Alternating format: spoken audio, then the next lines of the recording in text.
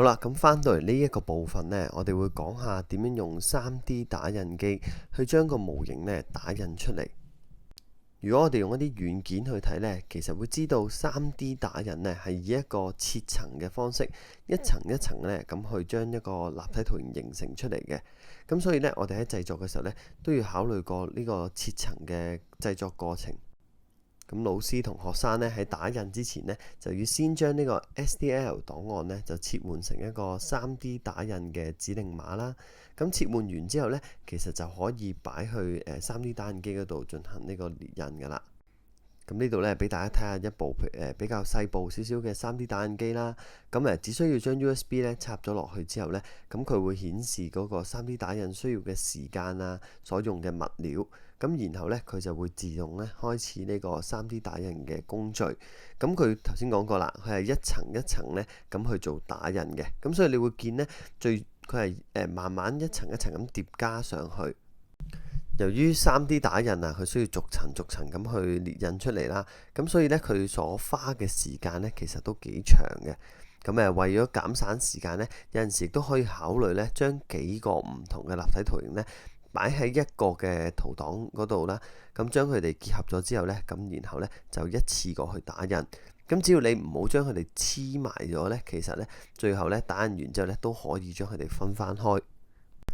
咁喺呢度呢，同大家分享一啲唔成功嘅例子啊！咁等大家呢去同小朋友試嘅時候呢，都可以預先啦，同佢哋講定呢啲嘅地方，咁避免呢佢哋整完出嚟呢空歡喜一場。咁其中呢部分嘅立體呢，如果係中空嘅話呢，可能會出現無法連接嘅情況啊！即係舉個例，有陣小朋友呢可能天馬行空，咁但係呢，佢過程之中呢，中間特別佢懸空嘅位置呢，係冇一個好好嘅連接。咁又或者呢，連接嘅部分呢係非常之薄或者幼啊，咁好容易呢就會脫落。咁頭先講過啦，因為係逐層逐層咁去建構嘅，咁所以呢，材料呢就唔能夠喺空中嗰度停留。咁於是呢，你每層咁去打印嘅時候呢，有機會喺未打印完成呢，嗰個圖層已經脫落咗。另外啦，因為打印嘅時候呢，其實呢，佢係逐層逐層咁去整。咁但係如果呢一個好簡單嘅長方體，中間佢用實心咁去打印嘅話呢，其實係會浪費好多資源嘅。咁所以呢，其實喺打印嘅時候呢，好多時都會將中間呢變成一個格仔嘅形狀，咁變相呢就可以慳翻啲資源。咁呢啲都可以去同學生呢做一啲嘅講解，咁等佢哋呢知道其實點解打印嘅時候中間明明係實心，但係呢就會變咗啲格仔紋。咁頭先講過啦，太幼或者太薄嘅文字同形狀呢係好容易去脫落嘅。咁所以呢，老師都可以呢喺個3D 打印之前呢，透過佢入邊嘅 scale 啦，即係佢講緊幾多mm 嘅長闊高，咁同小朋友去計算一下，其實如果用呢一個嘅長闊高嘅話，會唔會有脫落嘅風險？咁喺呢度呢，同大家分享下 3D 打印要注意嘅地方。咁第一樣呢，就係設計上呢，唔好揀太薄或者太厚嘅。咁因為太薄呢，其實會好容易去斷。咁而太厚呢，就會用咗好多嘅資源啦。咁所以呢，都可以做個好嘅習慣。咁喺個模型中間呢，增加一啲嘅厚度。咁大約大過0.8mm 嘅長呢，就已經可以順利咁去打印。咁如果調翻轉啦，如果小朋友用過厚嘅圖層呢，亦都可以提醒翻佢啦。其實過厚呢都會浪費好多資源，咁可以呢幫佢減省一啲資源嘅。咁另外啦，亦都有啲叫會攣咗嘅情況。咁因為呢喺設計 3D 打印嘅時候呢，我哋都要注意一個地方，因為 3D 打印呢好多時呢，其實佢有一個物理嘅變化，因為佢要先溶咗啦，然後呢就用一啲方法去將佢固化，即係變成一個固體。咁所以呢，喺加熱同冷卻之間呢，零件如果太細嘅話呢，就容易出現呢個彎曲嘅情況。比較好嘅做法呢，就係避免喺啲好大嘅平面上面，咁可以喺 3D 模型上呢，就添加啲嘅圓角。咁第三個問題啦，就係部分嘅立體呢，就中空啊，咁當中呢冇連接，咁導致呢零件呢會比較容易斷啦，甚至乎脫落。咁 3D 打印嘅過程呢，頭先講過係逐層咁去建構零件嘅。咁所以啦，首先要同學生講清楚，係唔能夠喺空中嗰度停留嘅。咁佢呢就應該呢要一層一層咁去打印。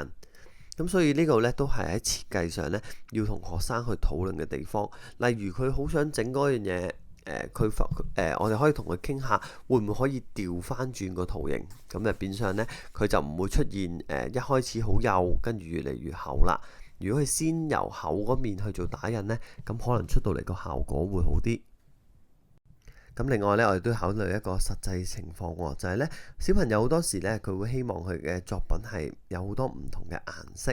咁但係呢，喺學校嘅製作層面呢，好多時我哋都會只係用單一嘅材料啊。咁所以呢，好多時都係單色嘅。咁有啲出邊你可能拎出去印嘅時候呢，佢可以做到唔同嘅顏色啦。咁又或者再簡單啲嘅方法呢，就係喺印咗出嚟之後呢，可以幫佢上翻顏色。咁呢個上色嘅部分呢，其實亦都好考驗小朋友嘅耐性啦，同埋亦都呢俾佢喺填顏色嘅過程之中呢發揮佢嘅創意。所以呢，我哋都可以喺入邊呢加入一個填顏色嘅部分。咁頭先講過啦，其實呢可以加唔同嘅元素，咁例如可以係一啲班牌啦，代表住團結啊，或者係一啲班嘅共同理念啦。咁亦都可以結合學校，譬如一啲嘅正面向教育啊，甚至乎可能有啲嘅主題週呢，咁可以製作翻相類近嘅主題呢，然後呢就俾小朋友呢加入呢啲元素喺佢哋嘅 3D 打印嗰度。咁變相呢，佢哋嘅作品呢都可以帶出到一啲唔同嘅主題。咁喺呢度呢，都同大家分享一啲 3D 打印嘅流程啦。首先呢，其實呢，學生呢可以去建構佢嘅草圖。有陣時我哋唔一定下下都一開始就已經用一個 3D 模型嘅。調翻轉呢，小朋友呢可以透過好簡單紙同筆呢去繪製翻佢嘅草圖。其實呢個部分呢都好考驗小朋友佢點樣去將佢腦海嘅諗法變成一個圖形啦，去記錄翻佢嘅造型同細節。我哋都要提醒學生啦，如果佢想設計佢嘅草圖呢，因為我哋之後要整一個 3D 圖，所以呢，除咗喺正面去繪畫佢嘅圖形之外呢，亦都要考慮下譬如側面啊，甚至乎唔同嘅角度呢，去凸顯翻嗰個立體嘅特性。亦都可以喺當中咧創作嘅時候咧，加入一啲創作嘅細節啦，或者個人嘅風格。而完成草圖之後咧，就可以進入數位設計嘅部分啦。將佢嘅紙筆嘅草圖咧變成一個 3D 嘅圖檔。呢度咧都俾一個 3D 打印課堂嘅應用流程啦。譬如咧，就去用可以試下用 AI 咧去生成一啲電子圖啊。除咗頭先佢自己由手畫之外咧，其實亦都可以將佢哋嘅草圖咧透過 AI 咧係去寫一啲嘅 prompt。譬如啦，佢想寫一個 AI 嘅提示詞，將佢嘅作品啦可以匯入去 AI 嘅檔案入邊咧，變成咗一啲提示詞。譬如佢想整隻熊貓嘅，可以咧喺隻熊貓嗰度咧填上適當嘅提示詞，譬如佢係有唔同嘅動作啊、繪畫嘅風格啊，會唔會有啲嘅背景啊？於是咧就將呢啲提示詞咧擺入去一啲 AI 生成嘅工具。例如我哋成日講嘅 Nano Banana 啊，或者係其他唔同嘅工具啦，都可以咧去生成到一啲立體嘅圖檔。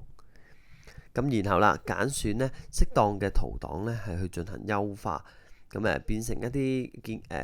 整體嘅構圖啦、細節啦同埋風格。然後呢，就可以將呢啲圖檔呢用頭先嘅方法轉換成為一個 3D 圖檔。譬如一張本身係 JPEG 嘅圖啦，可以用頭先嘅軟件，或者學生自己去做繪畫。將一張本來係平面嘅圖呢，就變成一個 3D 圖檔。好似頭先講過啦，Tinkercad 啊，或者其他出邊嘅軟件呢，已經可以將一啲嘅平面圖形呢，俾學生自由去發揮，創作翻佢自己嘅3D 嘅圖畫。過程之中呢，其實亦都有一個建模啦，甚至乎去修圖啊，加入唔同嘅設計元素去進行 3D 嘅設計嘅。我哋學校嘅學生都試過咧去整呢個 3D 圖啊。首先咧第一步咧，其實咧佢要去將自己嘅圖片去進行一啲繪畫啦，繪製咗之後咧，咁第二步呢，就將呢啲圖檔呢喺 3D 嘅軟件入邊呢進行一個建模，即係將圖片由平面變成一個 3D 嘅圖檔。咁頭先講過啦，要將呢個格式呢，最終以一個 STL 嘅格式呢係去儲存咗個 3D 圖。咁並且呢，老師亦都可以同小朋友呢係去討論啦，檢查係有冇啲地方要去做修正。咁呢度呢，其實亦都係可以呢，大家集思廣益。譬如呢，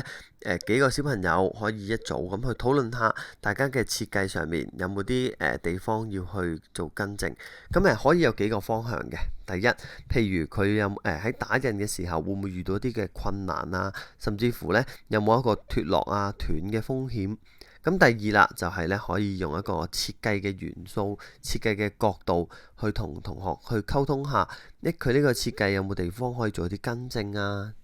咁然後啦，就將呢個 3D 檔呢，就擺入去 3D printer 度呢，就進行打印。咁就可以呢，將呢個 3D 嘅圖檔呢打印出嚟。咁由第一步設計同埋選擇 3D 圖檔之後呢，就可以擺入第二步啦，由電腦呢去將佢逐個圖層切片咁去進行打印。咁並且呢，當呢個 3D 打印呢係執行緊嘅時候呢，其實就可以將個圖檔一步一步咁去成形。咁但係頭先講過啦，好多時呢啲圖檔呢，我哋打印完之後呢，其實佢都係一個單色嘅。咁所以呢，可以喺呢個過程之中呢，就去進行呢個上顏色嘅步驟啦。咁亦都呢，有一個少少嘅步驟要提醒大家。好多時呢， 3D 打印出嚟呢，佢係有啲嘅細節位，特別一啲轉彎位啊，或者係一啲角落頭嘅位置呢，係會有部分嘅3D 嘅佢嘅圖層殘留咗喺度。咁所以呢，學生呢都可以呢去進行一啲清理檢查，咁確保呢喺上色之前呢唔會有啲零件仲棘住咗。咁然後呢，就可以將佢製成品呢去俾同學呢係去做一個觀察啦、評賞啦，同埋呢可以互相去分享大家嘅作品。咁我哋去建構一個課程嘅時候呢，都同大家分享下，其實點樣將 art 呢個元素呢去降低跨學科嘅門檻啊。咁好多時我哋都會諗就係STEM， 特別可能我哋啱啱唔同學校我哋推行緊 STEM 嘅時候呢，我哋都會覺得STEM 呢就係好着重呢個數理邏輯。咁容易令到學生呢會覺得係好吃力，甚至乎枯燥啊。咁變相佢學嘅動機會減少咗啦。